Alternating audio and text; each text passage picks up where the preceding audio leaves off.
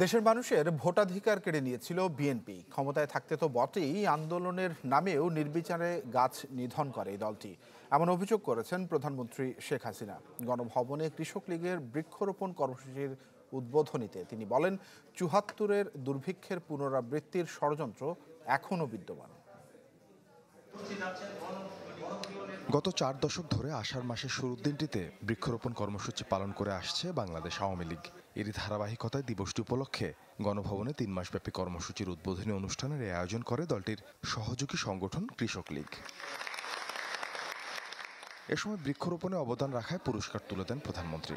এর আগে বক্তব্যে তিনি বলেন, বৃক্ষরোপণ ও পরিবেশ রক্ষায় আওয়ামী লীগ সবসময় সক্রিয় থাকলেও আন্দোলনের নামে সারা দেশে নির্বিচারে গাছ কেটেছে বিএনপি। একই সাথে মানুষের ভোটাধিকার হরণের অভিযোগে কঠোর সমালোচনা করেন দলটির। আমার খুব হাসি পায় যখন দেখি বিএনপি ভোটের কথা উচ্চারণ করে, নির্বাচনের কথা বলে। তো জিয়াউর রহমান অবৈধভাবে ক্ষমতা দখল করে এদেশের ভোটের সমস্ত অধিকারগুলি কেড়ে নিয়েছে। তার সেই হ্যানা ভোট দিয়ে যাত্রা শুরু, অবৈধ ক্ষমতাকে বৈধ করার জন্য। 2013 সালে খালি আগুন দিয়ে মানুষ পড়ায়নি, ওরা হাজার হাজার গাছ কেটে ফেলেছিল এই বিএনপি জামাত। রাস্তার পাশে যত গাছ সব কেটে ফেলেছিল। সামাজিক বনায়ন একটা কর্মসূচি, এই টাকাটা সম্পূর্ণ মেরে খেত।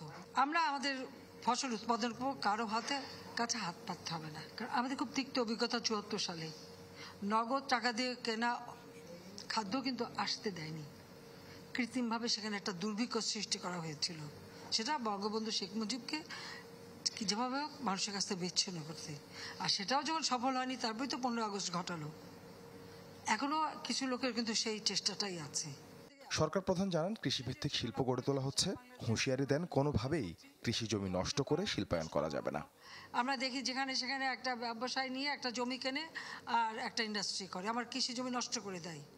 আমাদের কাছে হচ্ছে আমাদের 3 ফসলি জমি, কোনো মতেই সেটা নষ্ট করা যাবে না।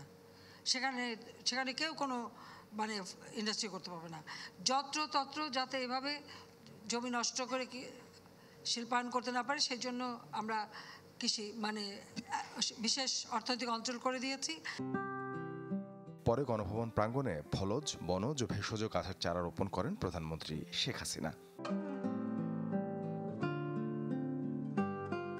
সাদবিন শফিক, চ্যানেল 24, ঢাকা।